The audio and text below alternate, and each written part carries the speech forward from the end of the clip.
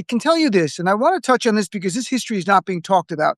And I think it gives us an indicator of what ultimately the US may do. And it's the dirty little secret of the United States of America's role in ending the democracy in Iran and then supporting a brutal dictator in the Shah for decades that leads a straight line from the United States' involvement in Iran to the Ayatollah coming to power.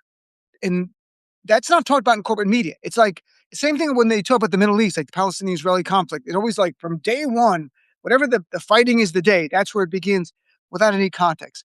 I think this context is really important. And I'm just going to talk for about 7, 8 minutes. I'm going to read your comments. But I wrote about this, and I wrote about it because I believe history gives us lessons and it can inform us. It can tell you about, for example, the policies of this nation, that if you're American, that you live in, and what we've done for decades, that so much of our actions have been fueled by fuel, looking for gas, looking for oil, ensuring that we have access to it. And we are seeing that play out now in Iran. You can't discount that from our history. So here's a quick lesson on history if people don't know. Because Donald Trump said on day one, the people of Iran, you have to rise up. He literally yesterday, Benjamin Netanyahu and Iran said, rise up. I guess they mean from the dead now because they killed 1,200 civilians. So rise up from the dead. But their point is rise up for democracy. The people of Iran deserve self-determination. Experts say maybe only 25% of Iranians support the regime. But as we're destroying historic civilian infrastructure and killing civilians, good luck getting those people on our side. But this tension towards America doesn't begin today. It goes back to the 50s. And what happened was in 1941 to 1953, Iran actually had a parliamentary form of democracy. And it was because of the US. There was a Shah before that, who was a king. Shah's just king. And then World War II begins. The Allied forces invade Iran because the Shah was close with the Nazis. So we come in, and in a really good move, the US, they get rid of the Shah. His son's appointed the Shah, but he has no power. He's a kid. And they have democracy. They have elections. It's actually remarkable. We actually did a good thing. At least in 1941, we did a good thing. And so you have a democracy. The people of Iran start getting used to self-determination. And one of the people who became really popular was a man named Mohammad Mossadegh. He was the son of an Iranian public official. He advocates to the Iranian people the idea of Iranian nationalism in the best of terms, in a way like, let's take our oil that the big foreign oil companies are taking the profits from, and we only get a little bit. Let's nationalize it. Let's take it for us. And then we can sell it ourselves on the open market and make a lot of money and invest it back in our country. Sounds pretty good, doesn't it? Well, that's why he became wildly popular, to the point where the Shah had to appoint him. Essentially, when you look at his history, they said he was forced to be by the people to appoint Mossadegh as the premier or prime minister, effectively running the country. And it was all through the elections getting to the point where then an act of parliament passes doing what he wants. In 1952, nationalizing the oil and creating the Iranian oil company that would work with the foreign companies, but it was more run by the Iranians. In 1952, Mossadegh got so popular, Time magazine named him Man of the Year. That's like he was known everywhere. But the problem is here, his nationalizing of the oil made US and especially UK oil interests very concerned, very upset. This was their profits. They were mining oil and taking it from the ground and selling it and giving a little bit of crumbs to the Iranian government in turn for their people. So he nationalized it. By 1953, Mossadegh, who was close, then he's a little older, he's gotten close with the West, gotten close with the oil companies. He says, okay, I'm going to get rid of Mossadegh. I'm going to fire the guy that everybody loves, that the democracy has given us as our leader. I'm going to fire him so that oil companies can get a better deal. So what does he do? He fires him. The people rise up. Mossadegh is their guy. He is their elected leader. The Shah, there's so much anger, the Shah has to flee. This is 1953. He has to flee. And who does he flee to? He goes talks to the US and the UK and says, put me back in power and you'll get all the oil you want. And what does the US and UK do? They did a thing called Operation Ajax, as in Ajax the cleaner. And then they make a plot to get rid of Mossadegh and take him out of power. And they do. And they arrest him and they have him charged with treason. And he's convicted. He goes to jail. Then he's under house arrest the rest of his life. But in turn, they put the Shah back in power. And the Shah enters a brand new deal with the US and UK to get the oil, make sure the resources flow back to the West and just crumbs back for the people of Iran. That's how democracy ended in Iran. So when Trump talks about democracy for the people, well, they had it. And the United States and the UK ended it in 1953. And just so people know, because the anger of the Iranian people to the US is not just because of that. So the Shah rules from 1953 to 1979. Do you know how he rules? Is there a democracy? That kind of stuff? No, there are trappings of democracy, but in reality, he has a police state. It's called SAVAK, SAVAK. That's his secret police, almost like the KGB or that Stalin had. And who trained the secret police? Who taught them how to torture people who were trying to rise up and dissidents? Guess who taught them? The CIA. That's right, the CIA taught them. And the US military trained their officers. And in return, the Shah bought billions of dollars of military weaponry from the United States of America. I'll give you the exact numbers. From 1972 to 1977, the Shah bought $16 billion in weapons from the US. In today's terms, that's over $100 billion. And so here's the relationship. The Shah gets reinstated by the CIA, which, by the way, is not speculative. In 2013, the CIA admitted in documents that were released that they were the ones that put the Shah back in power. So there's no disputing. This is not conspiracy time. These are facts. So they put him back in 53, and to remain in power, he is trained by our CIA and our military. And in turn, he buys weapons from us, and in return, he gives oil to the US. What a deal, right? So the repression gets worse and worse to the point of leading up to the Iranian Revolution in 79. Estimates are that he killed 50,000 of his own people. Yeah, 50,000 in a few years. So yeah, the Iranian regime right now is awful, but the other regime was awful as well, and we were all involved. The United States of America was involved in arming, we were involved in training, we were involved in the torture and killing, and it was brutal. By the way, there was a dissident from 1979 who talked about the torture by the Shah's forces, and included whipping and beating, electric shock, extraction of teeth, boiling water pumped into the rectum, heavy weights hung on people's testicles, tying prisoners to metal tables, heated to a white heat, rape and killing, and all taught by the CIA. The people in Iran knew what was going on. They're not dumb. They're pretty bright. I have a lot of Iranian American friends, pretty sharp people. They knew exactly what was going on. So in 1979, the people of Iran had enough. Not everybody in Iran wanted the Ayatollah to bring in some Islamic regime. Some did, but there were others just wanted to get rid of the dictator who was abusing them, repressing them, killing them. The people rise up. 1979 is when it happens. Finally, January 16th, 1979, the Shah finally flees. And what country does he end up in? What do you think?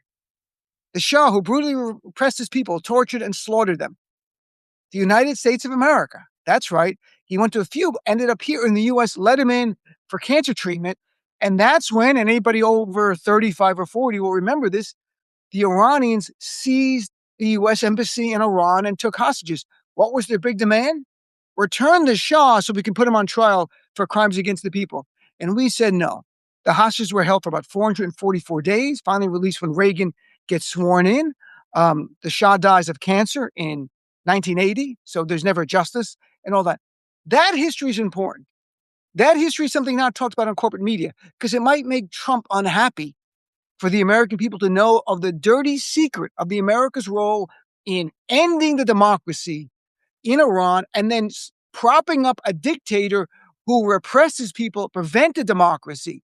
So it's going to be a little hard for some Iranians to trust the United States of America right now when we're about democracy when they were old enough to know what we did to prop up the Shah. And just so it's clear, the regime in power, Ayatollahs, horrible, indefensible.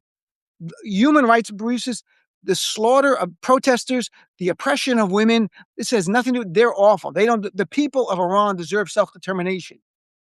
But Donald Trump's never going to give it to them because he doesn't care about that. Donald Trump wants to give them the same thing he gave Venezuela, where the people were rising in Venezuela. They were so happy. Oh my God, we're going to have our freedom. Nope. What did Donald Trump do? He just got rid of one dictator and replaced him with a female dictator who is pro-West and who gave Trump literally the oil, which he sells and puts in a offshore bank account in Qatar, which makes no sense, but that's what he's doing. This is all he wants. He said yesterday, unconditional surrender, and we want a leader in the country that we're going to pick that's going to be pro-us, not pro-democracy, not pro-human rights, pro-US, pro-Trump. And then in turn, Trump will get the oil.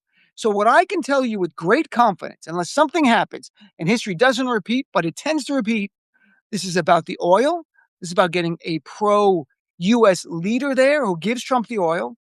No concern for democracy, maybe some charade of democracy after all of this. There's 90 million people in Iran.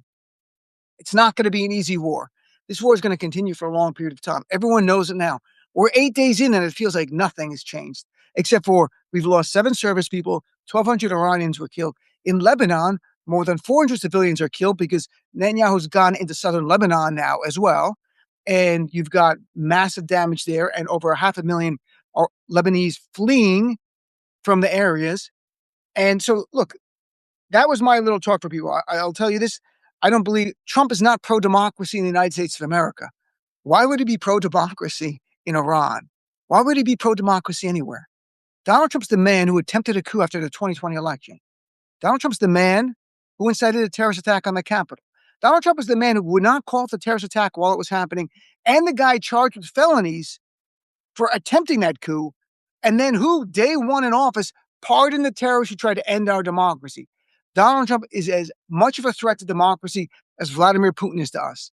These are truly, so to think Trump cares about democracy there, and Netanyahu only cares about Netanyahu and his own interests.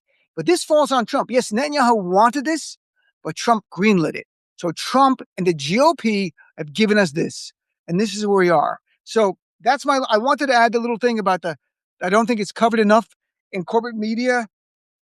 I had a friend who works in corporate media said, I don't think that's fair. We've covered it on my show. And I'm like, you're right. You have on your show. But how many places do you hear the full history that ties it together, that even gives you a glimpse where the future is going to be?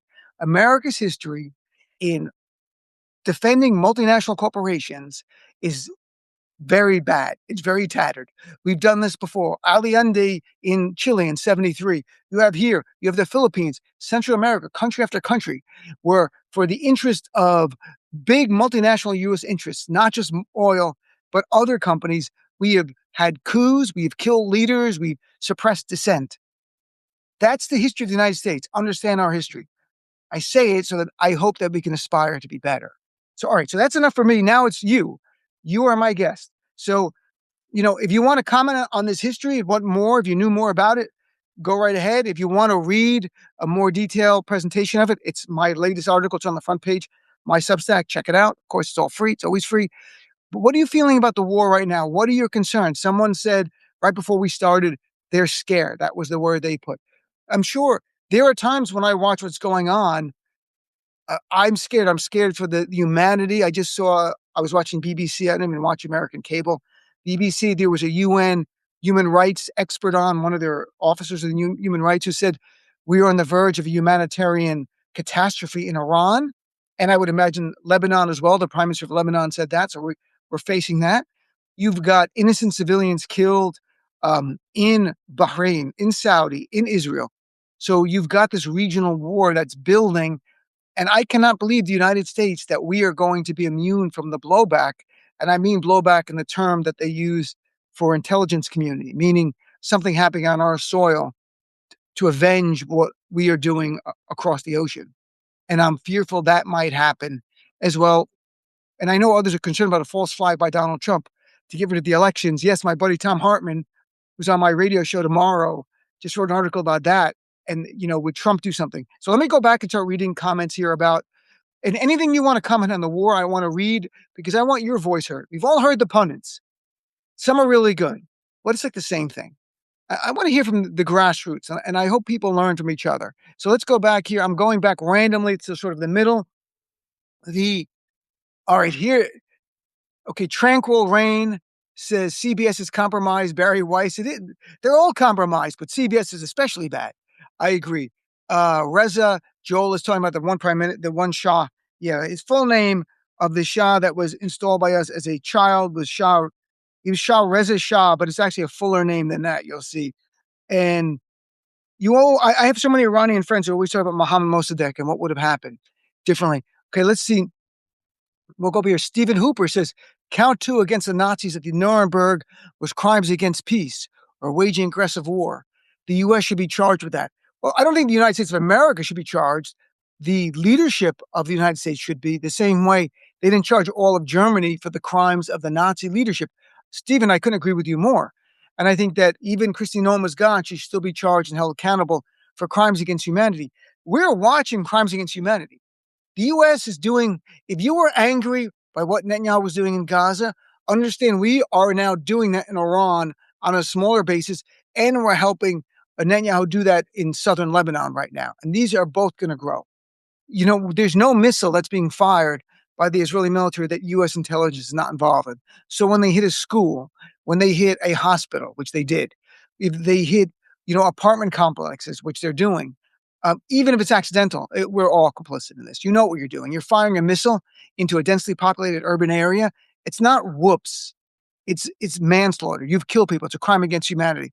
So let's see what else we've got here. And just to remind people, Donald Trump in January, and I just posted to remind people, in January, Donald Trump, in an interview with the New York Times, said this stark words that now resonate even more. He said, quote, "I don't need international law," that his power is only limited by, quote, "my own morality and my own mind. It's the only thing that can stop me." It's true in that it is the only thing that can stop him because there's no military in the world that can stop us, the United States of America. And our military budget is more than the 9 next countries in a row added up. We spent $1 trillion on the military last year. Trump wants to spend $1.5 trillion to do this, to do what we're doing. And so Stephen liked my article. Thank you. I appreciate Doris. Says Back to the Future and decision makers are both risk of impeachment. I haven't heard Democrats talk about impeaching Donald Trump, but I will say this. Democrats have done a great job in being united, with a few exceptions, John Fetterman being the worst, and 6 in the House, have been really good in being united against this war. I was just doing research today before we chatted. In the lead up to the Iran war, and of course it was post 9/11 America, but nearly 40% of House Democrats and 40% of Democrats in the Senate voted for the authorization of war that they gave George Bush, 40%. Now with Donald Trump, he'll get one Democratic senator, John Fetterman, and about 6 House members. So we are now, don't focus on the minority, the exceptions. Our party is defined by standing up to war that is wrong. And there's even a few Republicans, just a few that are good, that are going to join us. The Natasha K, who's going to hold him accountable? That's the question. Who's going to hold Donald Trump accountable? He's going to pardon himself, or J.D. Vance is going to pardon him. Trump will resign if he doesn't make it. I think it needs international tribunals. It's the only hope. And Iran is not a signatory to the International Criminal Court of Justice, so there's no jurisdiction there. But perhaps for Lebanon, there's got to be, the world can unite and try to declare. I wish I had a better answer. There should be accountability. If there's not, it's going to continue. It is why I clamored day in and day out on my radio show and my articles after Trump left office in 2021 to swiftly charge him, because you don't punish him, you don't deter even worse conduct. And now we have a sociopath with dementia who's got his finger on the trigger of the biggest military the world has ever seen. That's our military. We are Rome and the Roman Empire. And you've got a madman in charge of it all who cares about nothing. Nothing. Yesterday saying unconditional surrender only. How many more Americans are going to die? How many civilians in Iran are going to die? How many civilians around the whole region are going to die because a madman like Donald Trump was somehow convinced by Netanyahu to do this? And to remind people, Monday we had Senator Mark Warner say his briefing said very clearly there was no imminent threat to U.S. homeland or U.S. interests posed by Iran. And I had Representative Becca Ballant on my show Thursday, who got a briefing that day and backed up again that she said point blank, I can tell you, nothing in our briefing gave any indication that Iran posed an imminent threat to the United States or our interests, she said, or our interests, meaning our bases in the Middle East. This was a war of choice. This is one of the worst things it's surreal. So Tina says, hi, Dean. Hello, Tina. Connie, if Trump gets away with this, it'll be someone similar. Absolutely. Another Republican president gets in there and does worse. Who knows? I mean, Trump is picking a fight with Great Britain. And now Keir Starmer, who is the feckless, spineless prime minister of Great Britain, is sending an aircraft carrier to maybe join the war. This, why? There's no threat to Great Britain. Oh, is it the oil? Because Great Britain's like, oh yeah, in 53, we helped the U.S. get rid of Mohammed Mossadegh to get the oil. So now we want in on the oil and the spoils of this. I only assume that could be what it is. It's unreal. So Susan Douglas has important history. It's important history to see our history as a country. A lot of times it's not taught in school. The bad things our nation has done. We've done some good things too, but we've done some bad things. You can't run away from the bad things and only talk to good things. If you do, you're a Republican. We live in the real world. Learn about what we've done bad to get better. I hope we aspire to be better. In this case, our history in Iran is awful. So when they chant they hate America, it's not because they're Muslim. It's because they know the history of their country. They know the Shah was supported by the CIA and US military to oppress and kill them. They know that. They knew they had democracy. They learned it from their parents or grandparents. And we ended it so that we got access to oil in 1953. That's the history. The entire Middle East knows that history. Only in American schools are you not taught that because they don't want to make anybody uncomfortable with how bad we've been. We've been the good guy and we've been the bad guy. So Janet says, I'm angry and worried for my grandchildren. I'm 72. I fear for their futures. My husband of 35 years died of Agent Orange 11 years ago. I'm sorry. No more wars for the children of this country. Religious wars are the most dangerous. Yeah, this is a religious war, not from the point of view of the Ayatollahs, from the U.S. And I'm sure you saw the reporting. There were military officers telling their troops, and it was all reported, that this is a religious war, that Donald Trump is somehow going to usher in the Armageddon. And they said it in a positive way, not like Donald Trump's going to usher in an Armageddon. Everyone, save yourself. No, it's like Donald Trump's going to bring the Armageddon. And then Jesus is coming back. In what world could you believe in Jesus Christ and look at what's going on and go, he would approve of this? In what insane world? You don't have to believe in religion, but everyone knows what Jesus is about. You know, help the hungry, the poor, welcome the stranger. You know, the caring, compassion. It's the best of all three Abrahamic faiths. That same principle runs underneath them all. And watching a murderous war, and you're like, Jesus is going to like this? Not the Jesus I know. Let's continue. Cecile says Trump wants to pick the next leader. Been there, done that. It didn't work. Nope, we did it in 53. It did work for a few decades. You can do it. But know that if you impose a dictator in Iran now, we're going to have to support that dictator as that person does very similar things as the Ayatollahs have done now. And I don't mean repress the women. I think at least hopefully women will get equal rights there. But dissent, they will crack down on it by torture, by weapons of horrificness, inhumanity, and killing. They have no choice. That's what they'll do because if they usher in democracy, they might not like the result. These guys don't want democracy. Natasha, this really hits home for you then? Oh, someone else is saying, oh, but okay. Sandy says Reagan didn't do that. The Iranians did. It happened during Reagan's inauguration ceremony. Yes, they didn't like Jimmy Carter at all. Jimmy Carter welcomed the Shah in our country. And the Iranian government released the hostages right when Reagan was being sworn in. So at his swearing in, he could say, and, you know, they've left the airspace and all of that. They did it to curry favor with Reagan, and they hoped that Reagan would help them. You know, that's all it was about. But Reagan had nothing to do with it. Behind the scenes, you know, there were always things going on. Nixon in 68 undermined LBJ going behind the scenes with Vietnam. I think many people know about that. You can read about it. It's all public record now. So to make that war continue to help him win the election, it's some history. There is a mythology we're taught about our nation that you can still believe in the mythology. The United States has done some really good things. I can't say we've equally done as many bad things. But we've done a lot of bad things and we continue. And in the modern era, one of the worst things we did was arm Netanyahu and back him up when he committed a genocide in Gaza. And we are not stopping what Netanyahu is doing right now in Lebanon.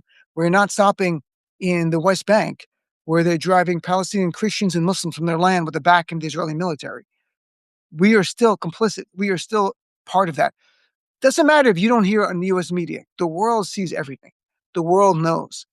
And at some point, it might be unsafe for Americans to travel in certain parts of the Middle East on vacation, or even in Europe, if the Iranians start doing some kind of campaign like that. I'm not sure if they would. They don't. They don't seem dumb. Um, they're a rational actor, even though they're horrible. What I mean by that, they know that kidnapping Americans will build up the resolve of Americans to stand up to them. So you don't do that. You don't attack soft targets in America. You attack soft targets in the Middle East, which they're doing. They bombed a hotel in Kuwait. I saw today, I believe it was Kuwait, the water desalination plant in Bahrain, which makes lack of water in a small country. So, all right, let's continue on. The let's see. I see. I'm jumping here. CIA march across Africa, Middle East from the 50s to the 80s, assassinating democratic elected leaders. Yep, and in South America, and Central America as well. Thread designs. Mark my words. There'll be another 9/11 that comes from this. It's interesting. Tom Hartman just wrote an article 2 days ago for the Hartman Report on that very point. But his view is that Trump wants that. And you may have seen reporting yesterday, and if you didn't, it was only in the Daily Mail, so I need some better sourcing, that Trump is not giving briefings on potential terror threats tied to Iran to local government officials and to local law enforcement. Now, I'm hoping the government says that's Trump regime says that's not true, and it is not true. But the best thing for Trump would be, and I hate to say this, but it's true, the best thing for Trump would be some horrible terror attack on our soil that he can blame Iran for. If they did it or not, he'll just use it to rally support, and his approval ratings will go up. That's what he would want. It's stunning that support for the war was only about 25% before. Right now, in the latest polls, it's up to 40%, 41%. That's because the whole Trump base, except for a very small sliver, has now rallied around that. The difference is strongly disapprove of the war is more than 2-1 of those who strongly approve. So now Trumpers feel compelled to say, yes, I support this. This is generally where the highest point of approval will be for a war now. With each, sadly, American service member who's buried, for each time gas prices go up, and by the way, AAA, as of this morning, says that gas prices are now up almost 50 cents from just 2 weeks ago. Gas prices are higher now than they were under Biden in 2024. And I make that point because there were Trumpers going, oh, gas is still cheaper than when Biden was there. Well, it's not anymore. Now it's higher than Biden in 2024, and it's climbing. At 6 p.m. today, in a little while, the future markets for the stock market will open up in the U.S. You'll get a sense of how they're viewing this war from an economic point of view. It just gives you a sense economically of capital and what people are thinking. And by the way, Trump has said yesterday he's not ruling out boots on the ground again. And my point, and I'm working on an article for this, is draft MAGA first. Draft MAGA first and tax MAGA first. MAGA, you love this war? Pay for it. Send your sons and daughters and your grandchildren to go fight in a war. I hope they don't die, but send them. Go fight for Trump. You can't fight for Trump all the time. Here's your chance. Go fight for him. And while we're here, pay the higher gas prices. We should all get gas cards. Everyone who opposes Trump and the war should get gas cards. We should not have to pay for this. Trumpers, you love the guy. Pay for the gas prices. This is not our war. It's your war. This is not a war for the interest of the United States of America, objectively speaking. All right, so let me read a few more. We'll go a few more here. The A.J. North, the 20th century has been referred to as the American century. That sun has set. We have now reached the point beyond which the answer to the question is, what do you think of the United States of America? Will be, it was a nice idea in the past tense. Yeah, I think about Lincoln's Gettysburg Address where he says, a nation that, by and for the people shall not perish from this earth. That's the last line, famously, of the Gettysburg Address, that, a government for and by the people shall not perish from this earth. And he said it with a period. I think we have to say that now with a question mark. Will this nation that was by and for the people, will it not perish from the earth? And that's up to us, because this is the last gasp, the death rattle of a dying empire. And we've heard that for a long time. But if this war continues at the cost of $1 billion a day, about $900 million a day, we're going to go in such debt that people are not going to buy our bonds because our debt will be it's already ridiculous, but even more. If this goes another year, don't forget, the Iraq war about $2 to $3 trillion. We don't have that. I don't think China's going to buy our bonds. I don't think Europe, is Trump pissing off Europe, is going to buy our bonds and our assets. And by the way, the biggest holders of our bonds and our equities on the stock market is not China, it's Europe. That's the biggest. And if Trump pisses off Europe more and more, why would you invest in this country while Trump is president? I wouldn't. If I was a big European investor, hedge fund, I would not put anything here. You can make your money in foreign markets. The return on the stock market now, year to date, from January now, is down. Remember, it's 50,000 Pam Bondi. It's like 47,000 something now. We are down. Global markets are up. Why invest with a madman? You don't do it. All right. The Tina Marie says, I'm not happy with the war. We have no voice. I feel that we can't do anything. No one in Congress is speaking out. Look, some are speaking out. They're not getting the press they deserve. And it's going to be up to them to be clever in getting press. Doing no stop the war tour like Bernie and AOC did the end the oligarchy tour. Go out there and tour and get big gatherings of 10,000 people. They'll come out, 20,000 people, fill a stadium. The press will cover that. It'll show America where people are. Where are the pro-Trump rallies? We've got a No Kings rally coming up in 2 weeks. We've had numerous No King rallies. Where are the pro-Trump rallies? Nowhere, because there's no energy for the guy, not even in his base. So I agree with you, Tina. Democrats have been unified in opposing the war, which is really great. Now it's time to amplify that. Get out there. Nobody wants this war. No independents and no Democrats want this war. That's our coalition for winning. We don't need Republicans to win elections. We need Democrats and independents. And we are angry about this war. So let's continue that.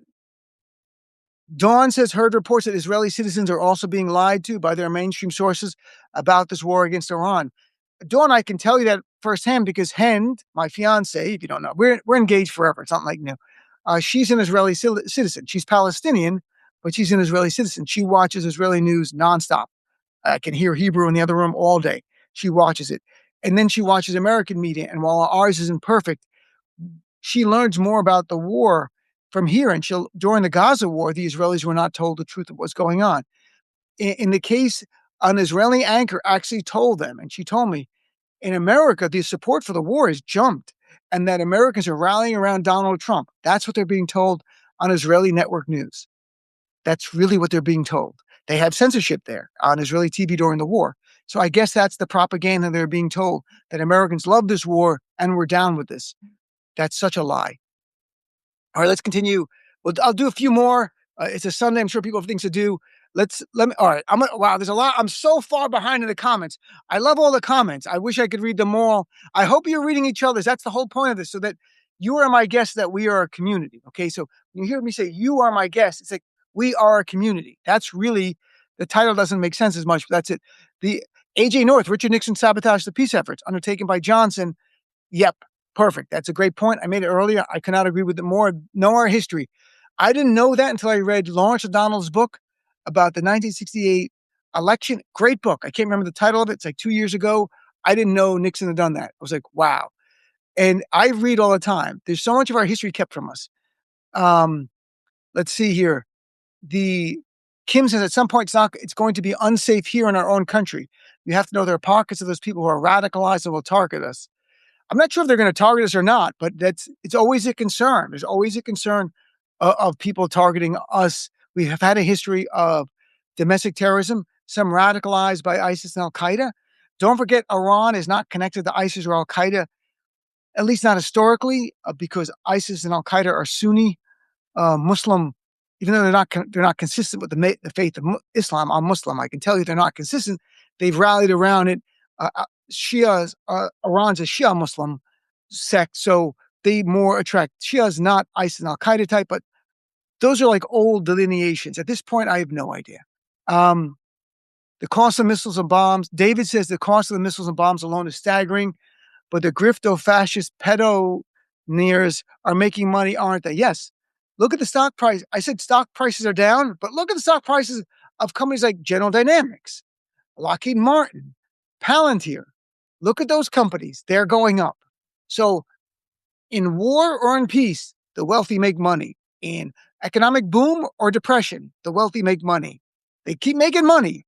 and they don't pay their fair share of taxes, and this is the country we live in. And again, somehow I'm a socialist or a communist for telling the truth about the bullshit of the rigged economy that we all live in. And we know it's rigged because I just saw a poll today that even Republicans say it's rigged now. We all get it. I don't ever want to agree with Republicans and join forces on many issues, but on the issue of getting big money out of politics and reining in the power of the billionaire class, I wish we could put bullshit aside and do that. Just hold our nose for that issue.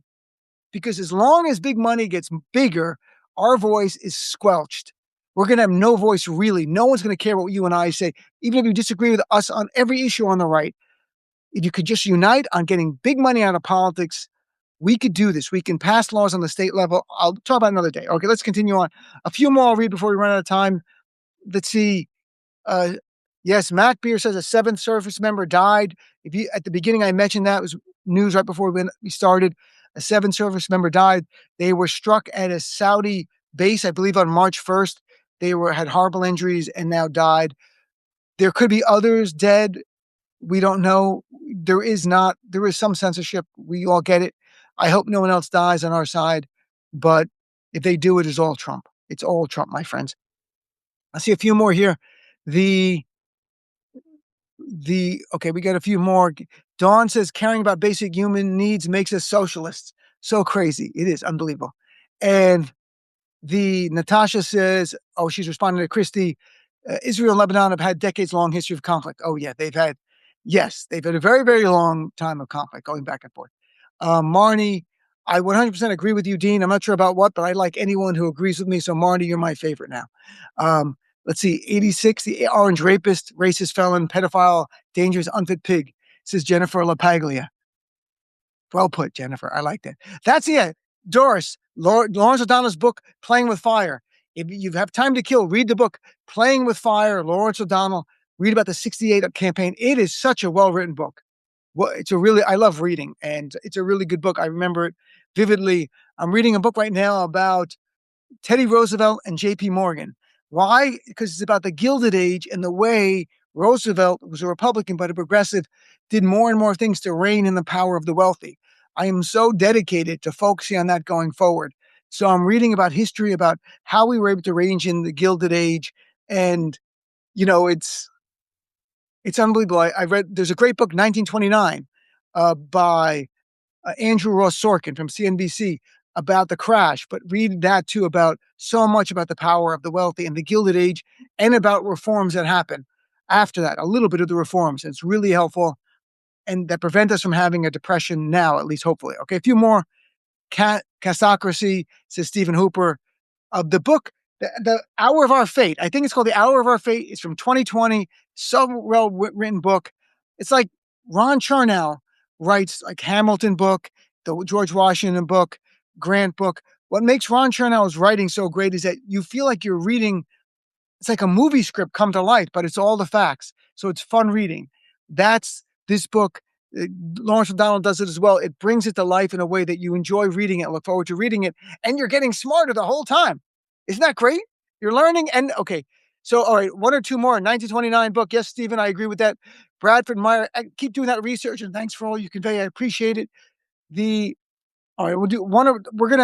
Okay, so I think I got to the bottom of the comments. I can't go back. There's so much there. Thanks everyone for joining. We had a nice sized crowd on a random Sunday. I know it's 1 hour later, it's 5:43, but it feels like 4:43 where I am. I want to thank everyone for joining. Tomorrow morning at 10 a.m., I'm going to be on Lincoln Square with Susan Damas. If you subscribe to that, I think it'll be a Substack Live. If not, they'll release it through Substack. And of course, I have my show, and Tom Hartman's on my show, but I'm going to record that for my show on Zoom, and then I'll post it on my YouTube page. If you're on YouTube, I hope you'll check out my page. It's just the Dean Obeidallah Show. Of course, it's free to subscribe. Everything's free on YouTube. And check it out. I post some excerpts from this, and I post one or two interviews that I'm allowed from SiriusXM there as well, things that I think are really important. I just posted an interview I did with Ari Berman about protecting our election. Ari's a great writer from Mother Jones. I like Ari a lot. So we did a lot this week on that, on election integrity, election protection. So, all right, thank everybody. Thanks for tuning in. If you don't subscribe to my Substack, please subscribe because I'm needy. and I am needy, so it just makes me feel better if people subscribe. And everything I do is force free. I always. Thank you very much. Stay strong, everyone. You do have a voice. We're not voiceless. Alone, the fascists will win. Together, we can win this thing, and we are going to win this. I'm feeling really good. I'm tired half the time, but I'm feeling much better.